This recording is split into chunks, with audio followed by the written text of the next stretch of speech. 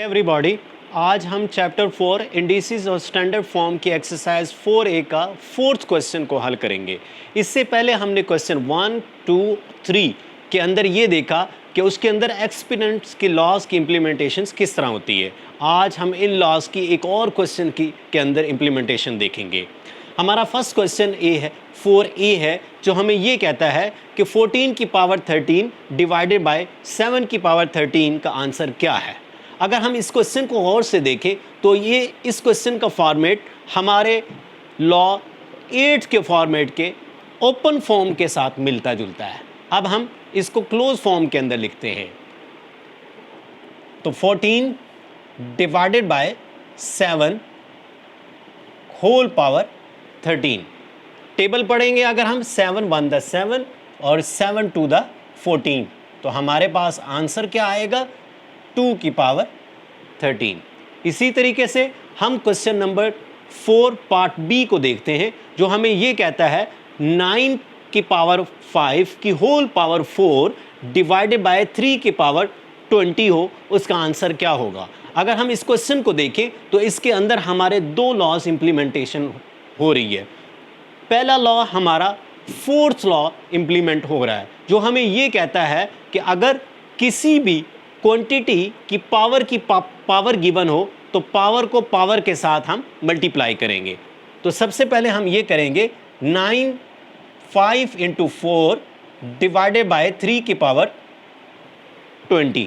उसके बाद हम क्या करते हैं, पावर को पावर के साथ मल्टीप्लाई करेंगे तो ये हमारा 20 आ जाएगा और 3 की पावर भी 20। सेम इस क्वेश्चन के अंदर भी हमारा 8 लॉ की ओपन फॉर्म बन गई है।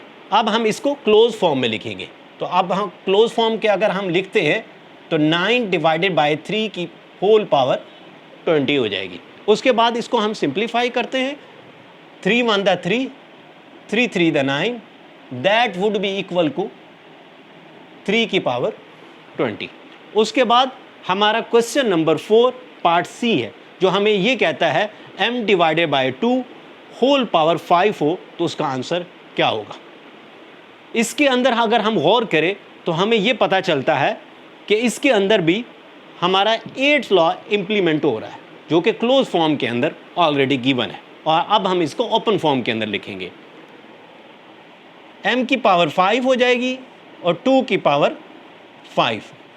m की पावर 5 एज इट इज़ आ जाएगी और 2 की पावर 5 अगर हम लें तो that would be equal to 32 और ये हमारा आंसर है।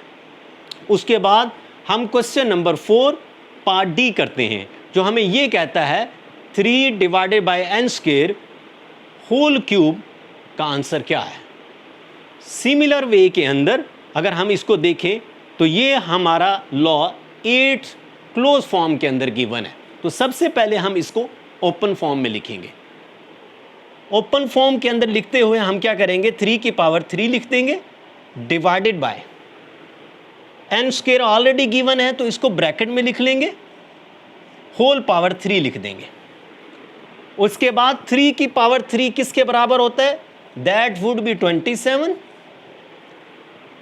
इसको किस तरह सिंप्लीफाई करेंगे, तो अगेन ये हमारा फोर्थ लॉ इंप्लीमेंट यहां पे होगा, जो हमें ये कहता है कि किसी भी क्वांटिटी वेरिएबल या किसी इंटीजर की पावर हो तो वो पावर आपस में मल्टीप्लाई हो जाती है।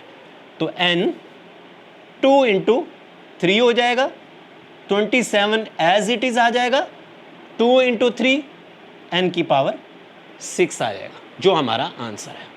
उसके बाद हम क्वेश्चन नंबर 4 पार्ट ई करेंगे, जो ये कहता है कि अगर p की पावर 4 हो divided by q whole power 6 हो तो उसका आंसर क्या होगा।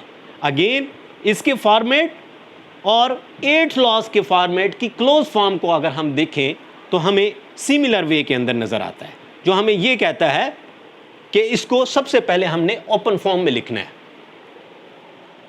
ओपन फॉर्म लिखने के लिए क्योंकि p की पहले ही पावर 4 है तो हम इसको ब्रैकेट में लिख लेंगे और इसके ऊपर 6 लिख लेंगे डिवाइडेड बाय q की पावर 6।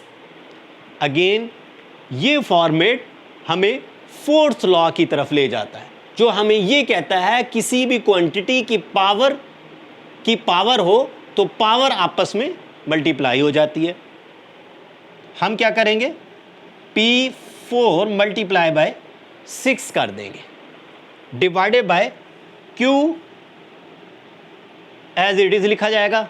उसके बाद 4 into 6 that would be equal to 24 divided by Q की पावर 6, और ये हमारा आंसर है।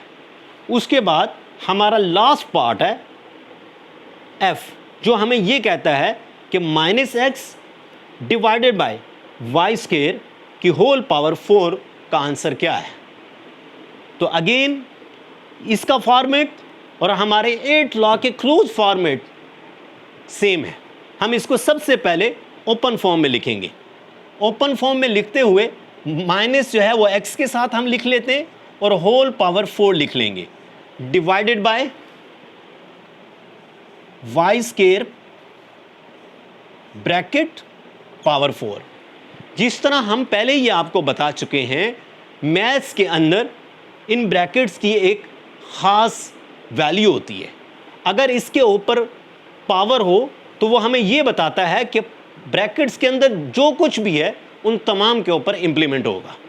जब कभी भी अगर माइनस अंदर गिवन हो और पावर इवन नंबर हो तो ये माइनस पॉजिटिव में कन्वर्ट हो जाएगा, तो ये हमारे पास x की पावर 4 आ जाएगी।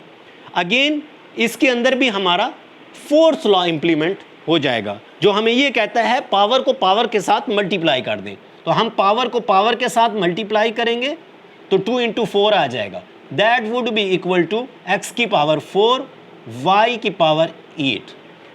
ये हमारा आंसर आ जाएगा। हमारी वीडियो देखने का बहुत शुक्रिया। इस क्वेश्चन के रिलेटेड या किसी और क्वेश्चन के रिलेटेड आपको कोई भी क्वेश्चन हो, हमें कमेंट सेक्शन के अंदर कमेंट कीजिए या हमें ईमेल कीजिए info@brookfieldcenter.com। अल्लाह हाफिज़।